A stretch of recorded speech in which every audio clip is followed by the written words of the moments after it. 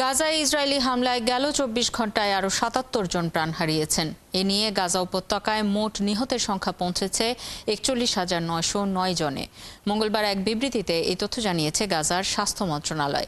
এদিকে ফিলিস্তিনের স্বাধীনতাকামী গোষ্ঠী হামাস ইসরায়েলে একাধিক ক্ষেপণাস্ত্র হামলা চালিয়েছে। এছাড়া লেবাননের সশস্ত্র সংগঠন হিজবুল্লাহ উত্তর ইসরায়েলে শতাধিক রকেট ছুড়েছে। মনিরুজ্জামান বাবু রিপোর্ট। আগ্রাসন শুরুর এক বছর পরও গাজায় কমেনি ইসরায়েলি বর্বরতা। উপত্যকাটিতে আকাশ ও স্থল হামলা আরও জোরদার করেছে ইসরায়েলি বাহিনী। গাজার স্বাস্থ্য মন্ত্রণালয় জানিয়েছে, ইসরায়েলি সেনারা জাবালিয়া শরণার্থী শিবির ও দেইর আল বালার হাসপাতাল কম্পাউন্ডে বোমা হামলা চালায়। জাবালিয়ার চারপাশ ঘিরে ফেলে ট্যাঙ্ক মোতায়েন করে সেখানে রকেট হামলা চালানো হয়। এর কিছুক্ষণ পরই উত্তরের শহর বেইত হানুন ও বেইত লাহিয়ার এলাকাগুলো খালি করার নির্দেশ দেয় ইসরায়েলের সেনাবাহিনী। ইসরায়েলি সামরিক বাহিনী বলেছে, তারা কয়েক ডজন জঙ্গিকে হত্যা করেছে এবং জাবালিয়ার সামরিক অবকাঠামো ভেঙে দিয়েছে। হামাসকে নতুন করে সংগঠিত হতে বাধা দেওয়ার জন্য অভিযান চলবে বলে ঘোষণাও দিয়েছে ইসরায়েল। এদিকে ইসরায়েলি হামলার পাল্টা জবাব দিয়েছে ফিলিস্তিনের স্বাধীনতাকামী গোষ্ঠী হামাস। তেল আবিবে একাধিক ক্ষেপণাস্ত্র হামলা চালিয়েছে সশস্ত্র গোষ্ঠীটি। এতে কয়েকজন আহত হয়েছেন বলে জানায় ইসরায়েলের একাধিক গণমাধ্যম। গেল আগস্টের পর দেশটির কোনো বড় শহরে ক্ষেপণাস্ত্র হামলা চালালো হামাস। অন্যদিকে লেবাননের সশস্ত্র সংগঠন হিজবুল্লাহ জানিয়েছে, উত্তর ইসরায়েলের নাহরিয়া, হাইফা, একরে এবং ক্রাইট শহরকে লক্ষ্য করে শতাধিক রকেট ছুড়েছে তারা। ক্ষেপণাস্ত্র হামলার পাশাপাশি উত্তর ইসরায়েলের বিভিন্ন সামরিক স্থাপনা লক্ষ্য করে ড্রোন হামলাও চালায় তারা।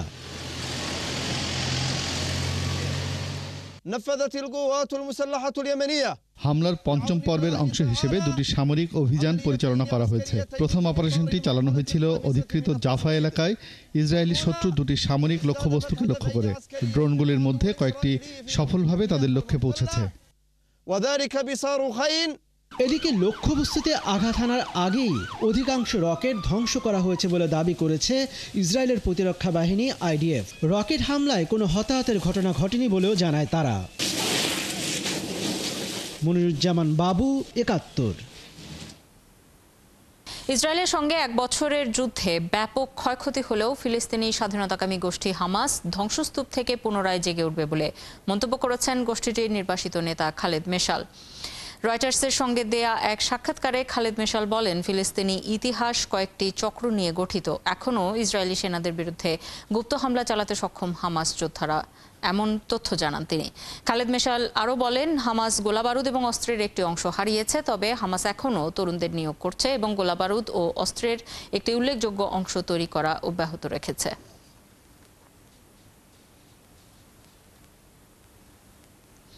এক বছরে গাজায় হামাসের ৪০,০০০-এর বেশি লক্ষ্যবস্তুতে বোমা হামলা চালিয়েছে ইসরায়েল। সোমবার ইসরায়েলের সামরিক বাহিনী জানিয়েছে, এই সময়ে হামাসের ৪,৭০০টি টানেলের মুখ খুঁজে পেয়েছে তারা। ধ্বংস করেছে ১,০০০টি রকেট লঞ্চার সাইট। আরও জানাচ্ছেন মাহফুজুর রহমান। গাজায় বছর জুড়ে চলা যুদ্ধে হামাসের অসংখ্য স্থাপনায় হামলা চালিয়েছে ইসরায়েল। দেশটির সামরিক বাহিনী বলছে, এই এক বছরে তারা গাজায় হামাসের ৮ জন ব্রিগেড কমান্ডার, ৩০ জন ব্যাটালিয়ন কমান্ডার এবং ১৬৫ জন কোম্পানি কমান্ডারকে হত্যা করেছে। একই সময়ে লেবাননে হামলা চালিয়ে ৮০০-র বেশি যোদ্ধাকে হত্যা করেছে তারা।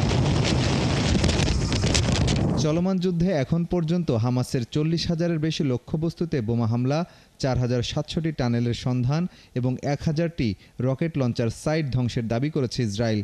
একই সাথে হামাসের ব্যবহৃত অসংখ্য অস্ত্র, গোলাবারুদ এবং সরঞ্জাম জব্দ করেছে তারা। এছাড়া ৪,৯০০ লক্ষ্যবস্তুতে আকাশ থেকে এবং প্রায় ৬,০০০-এর বেশি লক্ষ্যবস্তুতে স্থল অভিযান চালানো হয়েছে। পশ্চিম তীর ও জর্ডান উপত্যকা থেকে ৫,০০০-এর বেশি সন্দেহভাজনকে গ্রেফতার করেছে ইসরায়েলি বাহিনী। এই সময়ে ইসরায়েলি সেনাদের হতাহতের সংখ্যাও প্রকাশ করেছে তেল আবিব। তারা বলছে, চলমান যুদ্ধে এক বছরে ৭২৬ ইসরায়েলি সেনা নিহত হয়েছে। এর মধ্যে গত ৭ অক্টোবর হামাসের হামলায় ৩৮০ সেনা এবং গত ২৭ অক্টোবর ৩৪৬ সেনা নিহত হয়েছে। আহত হয়েছেন প্রায় ৪,৫০০ সেনা। এর মধ্যে ৫৬ সেনা অভিযান চলাকালে মারা গেছেন, যা সামরিক বাহিনী উল্লেখ করেনি। ইসরায়েলের প্রকাশিত তথ্য বলছে, যুদ্ধ শুরুর পর থেকে ৩ লাখ রিজার্ভ সেনা মোতায়েন করেছে সামরিক বাহিনী। এর মধ্যে ৮২% পুরুষ এবং ১৮% নারী। এই সেনাদের বেশিরভাগের বয়স ২০ থেকে ২৯ বছরের মধ্যে। এদিকে যুদ্ধ শুরুর পর গাজা থেকে ইসরায়েলে ১৩,২০০টি রকেট ছোড়া হয়েছে। এর মধ্যে লেবানন থেকে ১২,৪০০, সিরিয়া থেকে ৬০, ইয়েমেন থেকে ১৮০ এবং ইরান থেকে ৪০০টি রকেট ছোড়ার কথা জানিয়েছে ইসরায়েলের সেনাবাহিনী। মাহফুজুর রহমান, ৭১। এ বিষয়ে আলোচনার জন্য আমাদের সাথে যুক্ত হচ্ছেন আন্তর্জাতিক সম্পর্ক বিশ্লেষক অধ্যাপক শাহাব এনাম খান। স্বাগত জানাচ্ছি আপনাকে বিশ্বযোগে। যেমনটি রিপোর্টে শুনলেন যে একদিনে ১৭৫টি রকেট হিজবুল্লাহ ছুড়েছে ইসরায়েলে। আপনার কি মনে হচ্ছে যে তাদের যে শীর্ষ কমান্ডার এবং শীর্ষ পর্যায়ের তাদের প্রধান নেতা এবং শীর্ষ পর্যায়ের কমান্ডারদের মৃত্যুর পর নতুন উদ্যমে কি হিজবুল্লাহ জেগে উঠেছে? ধন্যবাদ। প্রথম কথা হলো যে ৭ বছর পূর্তি হলো এবং সেই কারণে স্বাভাবিকভাবেই তাদের জন্য এই ৭ বছরকে যেটাকে আমরা বলি যে ৭ বছরের তাদের যে এই অ্যাটিটিউডটা সেটাকে জানান দেওয়ার জন্য এই ধরনের রকেট অ্যাটাকগুলি তারা করেছে। তো এটা অন্ততপক্ষে তারা বলেছেন এবং ইরান, হেজবুল্লাহ, হামাস সবাইকেই এক ধরনের সাপোর্ট দিচ্ছে এবং এই বিষয়টার পিছে তাদেরও একটা বড় রকমের ভূমিকা আছে। তবে যে জিনিসটা আমরা দেখতে পাচ্ছি হিসাব নিকাশটা অনেক বেশি জটিল, কারণ ইসরায়েলের যেরকম হতাহতের সংখ্যা হয়েছে সেই হিসেবে প্যালেস্টাইন এবং লেবাননেও কিন্তু বিস্তর মানুষ মারা গেছেন। এখনো পর্যন্ত কেউ যে জয়লাভ করবেন এই ধরনের কোন অবস্থায় কেউ যেতে পারেনি, বরং দেখা যাচ্ছে যে ইসরায়েলে বড় রকমের একটা যেটাকে আমরা বলি পলিটিক্যাল ভ্যাকিউম তৈরি হয়েছে। নেতানিয়াহুর পলিটিক্যাল অবস্থান আরো দুর্বল হয়েছে, যে কারণে তিনি বারবার আক্রমণগুলি চালাচ্ছেন এবং সেই সাথে দেখা যাচ্ছে যেটাকে আমরা বলি যে জায়নিস্ট মডেল সেটাও ফেল করে যাচ্ছে, যে কারণে দেখা যাচ্ছে যে প্রচুর মানুষ, ইসরায়েলি মানুষ যারা গাজাতে ছিলেন কিংবা ইসরায়েলেই আছেন, তারা দেশ থেকে চলে যাচ্ছেন। সুতরাং সব দিক থেকে ইসরায়েলের যে খুব লাভ হচ্ছে সেটা হচ্ছে না। অন্যদিকে হেজবুল্লাহ বা হামাসের যে পরিমাণ ক্ষয়ক্ষতি হয়েছে তাতে দেখা যাচ্ছে যে বেশিরভাগ ক্ষেত্রে সাধারণ মানুষই মারা যাচ্ছে। সুতরাং তারা কিভাবে নতুন করে আগাবেন সেটাই দেখার বিষয়। হামাস এবং হেজবুল্লাহ দুটাই বলেছে যে তারা লম্বা যুদ্ধের প্রস্তুতি নিচ্ছেন এবং সেই হিসেবে ইসরায়েলও একটা লম্বা যুদ্ধের প্রস্তুতি কিন্তু নিয়েছে। সবকিছু মিলিয়ে আমার কাছে মনে হচ্ছে না যে এই ঘটনার খুব তাড়াতাড়ি কোনো সুরাহা হবে এবং সেই সাথে আমরা এখানে হেজবুল্লাহ বা হামাসের যে জেগে ওঠার কথাটা আমরা শুনছি সেটা তো খুব বেশি ফলপ্রসূ মধ্যপ্রাচ্যে আসবে। এই যে গাজা, লেবানন এবং ইয়েমেনের হামলায় ইসরায়েলের কোণঠাসা হওয়ার কথা ছিল, কিন্তু এরকম কথা থাকলেও তারা কিন্তু আবার লড়াইয়ে ফিরে এসেছে। এটা কি ইসরায়েলের নতুন কোনো কৌশল হতে পারে? আপনার কি মনে হয়? দেখেন, ইসরায়েলের বিষয়টার মধ্যে ভূ রাজনীতি আছে। সুতরাং ইসরায়েলকে $17 বিলিয়ন উপরে মার্কিন যুক্তরাষ্ট্র সহায়তা দিয়েছে মিলিটারি ক্ষেত্রে। সুতরাং সেই জায়গাতে তার যে মিলিটারি অবস্থা, তার যে মিলিটারি ক্যাপাসিটি, এটা লম্বা সময় পর্যন্ত থাকবে। তার প্রতি পশ্চিমা রাষ্ট্রগুলির এক ধরনের সহায়তা আছে, সাহায্য আছে এবং সাপোর্ট আছে। সেইটা কিন্তু আমরা প্যালেস্টাইন বা লেবাননের ক্ষেত্রে দেখতে পাই না। আবার যদি ইরানকে আপনি চিন্তা করেন, ইরানের একটা বড় প্রস্তুতির জায়গা কিন্তু মার্কিন যুক্তরাষ্ট্রকে কেন্দ্র করে। তার মানে সে যেহেতু মার্কিন যুক্তরাষ্ট্রকে কেন্দ্র করে তার সামরিক কৌশলগুলি সাজিয়েছে, সেই কারণে সেও একটা লম্বা যুদ্ধের প্রস্তুতি নিতে পারে। সুতরাং এই সব দেশগুলি এখন একটা লম্বা প্রস্তুতি থাকার কারণে ইসরায়েল যেরকম আরো লম্বা সময় ধরে আন্তর্জাতিক সহায়তা পেয়ে যাবে এবং এই বাকি যে অ্যাক্টর গুলি আছে তাদের মধ্যেও এক ধরনের ভূকৌশলগত পরিবর্তন আসবে। সুতরাং সেই দিক থেকে চিন্তা করলে ইসরায়েলের যে কোণঠাসা হয়ে যাওয়ার বিষয়টা ছিল সেইটা আমার মনে হয় না যে সামনে আমরা দেখতে পাবো, বরং যেটা দেখতে পাবো যে ইসরায়েলকে কেন্দ্র করে আরো বড় রকমের ভূকৌশলগত পরিবর্তন আসছে, যেটার মধ্যে চীন, টার্কি, রাশিয়া ইনভলভ হয়ে যাবে এবং এই দিকে যদি দেখি ট্রাম্প প্রশাসন আসেন তাহলে আরেক রকমের রেসপন্স আসবে। কারণ হলো ট্রাম্প সৌদি আরব বা অন্যান্য দেশের সাথে মিলে একটা বড় রকমের প্রেসার তৈরি করবেন ইরানের উপরে, লেবাননের উপরে, প্যালেস্টাইনের উপরে। সুতরাং সেই জায়গাতে আমার মনে হয় যে ইসরায়েলের গতি প্রকৃতি বোঝার জন্য আমাদের আরো 1 মাস অপেক্ষা করতে হবে মার্কিন যুক্তরাষ্ট্রে কি ধরনের সরকার আসেন তার উপরে। আপনাকে অসংখ্য ধন্যবাদ আমাদের সাথে যুক্ত হবার জন্য। দর্শক, আমাদের সাথে যুক্ত হয়েছিলেন আন্তর্জাতিক সম্পর্ক বিশ্লেষক অধ্যাপক শাহাব ইনাম খান। ভারতের ছত্তিশগড়ে বস্তার ডিভিশনে নিরাপত্তা বাহিনীর এক অভিযানে মৃত্যু হয়েছে 31 জন মাওবাদীর। এদের মধ্যে এখনো পর্যন্ত 22 জনের দেহ শনাক্ত করা হয়েছে। তাদের সন্ধান পেতে মোট 1,67,00,000 টাকার পুরস্কার ঘোষণা করে পুলিশ। বস্তারের আইজিপি সুন্দর রাজ বলেন, মৃতদের মধ্যে রয়েছেন মাওবাদী নেত্রী নীতি ওরফে উর্মিলাও। তিনি মাওবাদীদের স্পেশাল জোনাল কমিটির সদস্য ছিলেন। শুক্রবার থেকে নারায়ণপুর এবং দান্তেওয়াড়া জেলার সীমান্তবর্তী অবুঝমারের জঙ্গলে অভিযান শুরু করে এসটিএফ এবং ডিআরজির যৌথ বাহিনী। ওরচা এবং বারসোর থানার অন্তর্গত নেনপুর থুলথুলিরা জঙ্গলে দুপক্ষের ব্যাপক গোলাগুলি হয়েছে।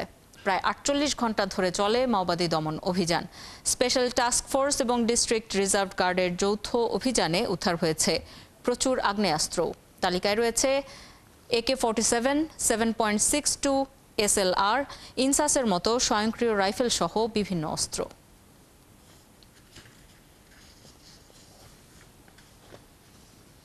দুর্গাপূজার চতুর্থীর দিনে পশ্চিমবঙ্গের বীরভূম জেলার একটি কয়লা খনিতে ভয়াবহ বিস্ফোরণে অন্তত 7 শ্রমিক নিহত হয়েছেন। আহত হয়েছেন আরও বেশ কয়েকজন। সোমবার ভাদুলিয়া গ্রামের Gangaramchak mining private limited colliery GMPL এর কয়লা উত্তোলনের সময় এই বিস্ফোরণ হয়। প্রত্যক্ষদর্শীরা বলছেন, বিস্ফোরণের ফলে বেশ কয়েকজন শ্রমিকের দেহ ছিন্ন ভিন্ন হয়ে গেছে। আহত শ্রমিকদের দ্রুত স্থানীয় হাসপাতালে ভর্তি করা হয়েছে। বাকিদের উদ্ধারের চেষ্টা এখনো চলছে। পুলিশকে খবর দেওয়া হলে তারা দ্রুত ঘটনাস্থলে পৌঁছান। ওই খনিতে নিয়মিত কয়লা উত্তোলনের জন্য বিস্ফোরণ ঘটানো হয়, তবে শ্রমিকরা সে সময় বিস্ফোরণের ব্যাপারে অবগত ছিলেন না। অসাবধানতার কারণেই এই দুর্ঘটনা ঘটেছে বলে অভিযোগ উঠেছে। এই ঘটনার পরই কলিয়ারি সংস্থার উচ্চপদস্থ কর্মকর্তারা ঘটনাস্থল থেকে পালিয়ে যান। এতে করে ভাদুলিয়া অঞ্চলে ব্যাপক উত্তেজনা সৃষ্টি হওয়ায় মোতায়েন করা হয়েছে অতিরিক্ত পুলিশ।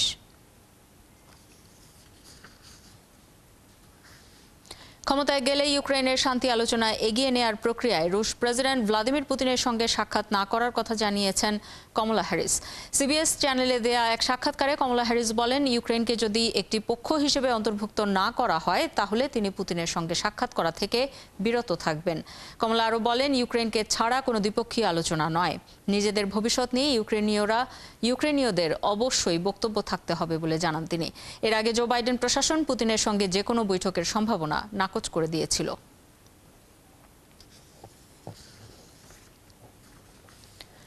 যুক্তরাষ্ট্রে ঘূর্ণিঝড় হেলেনের তাণ্ডবে বিপুল প্রাণহানি ও ধ্বংসযজ্ঞের পর এবার উপসাগরীয় উপকূলের দিকে ধেয়ে যাচ্ছে হারিকেন মিল্টন। দ্রুতই এই ঝড় শক্তিশালী 5 ক্যাটাগরিতে পরিণত হয়েছে বলে জানিয়েছে যুক্তরাষ্ট্রের ন্যাশনাল হারিকেন সেন্টার। ঘূর্ণিঝড়টি মেক্সিকোর ইউকাতান উপদ্বীপের ওপর দিয়ে যাওয়ার পর বুধবার ফ্লোরিডায় আঘাত হানবে বলে পূর্বাভাস দেওয়া হয়েছে। ঝড়ের ফলে জলোচ্ছ্বাসেরও পূর্বাভাস দিয়েছে ন্যাশনাল হারিকেন সেন্টার। দেশটির স্থানীয় সংবাদ মাধ্যম জানিয়েছে, ফ্লোরিডার বাসিন্দাদের দ্রুত নিরাপদ স্থানে সরে যেতে বলেছেন গভর্নর রন ডিসান্টিস। তিনি জনগণকে সতর্ক করে বলেছেন, ঝড়টি বড় প্রভাব ফেলতে পারে। এনএইচসি জানিয়েছে, সোমবার সকাল পর্যন্ত মিল্টনের বাতাসের গতিবেগ ছিল ঘন্টায় 240 কিলোমিটার। এছাড়া ন্যাশনাল হারিকেন সেন্টার সতর্ক করে বলেছে, সোমবার থেকে ফ্লোরিডার কিছু অংশে মুষলধারে বৃষ্টিপাত ও বন্যা হতে পারে। পদার্থবিজ্ঞানে নোবেল জয়ীর নাম আজ মঙ্গলবার ঘোষণা করবে রয়্যাল সুইডিশ একাডেমি। সুইডেনের স্থানীয় সময় বেলা 11:45 এই ক্যাটাগরিতে নোবেল বিজয়ীর নাম ঘোষণা করা হবে। এর আগে 2023 সালে পদার্থবিদ্যায় যৌথভাবে নোবেল পুরস্কার পান আমেরিকার পিয়ের অগস্টিনি এবং হাঙ্গেরির ফেরেন্ক ক্রাউজ এবং ফ্রান্সের অ্যানে এলহুইলার। পদার্থবিদ্যায় 2023 সালে নোবেলজয়ী 3 বিজ্ঞানীরই গবেষণার বিষয় ছিল অভিন্ন ইলেকট্রন গতিবিদ্যা। নোবেল প্রাইজ ওয়েবসাইটের তথ্য অনুযায়ী আগামী 8 অক্টোবর পদার্থবিদ্যা, 9 অক্টোবর রসায়ন, 10 অক্টোবর সাহিত্য, 11 অক্টোবর সবচেয়ে আকর্ষণীয় পুরস্কার শান্তিতে নোবেল জয়ীর নাম ঘোষণা করা হবে। এছাড়া 14 অক্টোবর অর্থনীতিতে বিজয়ীর নাম ঘোষণার মাধ্যমে আনুষ্ঠানিকভাবে শেষ হবে নোবেল পুরস্কার ঘোষণা।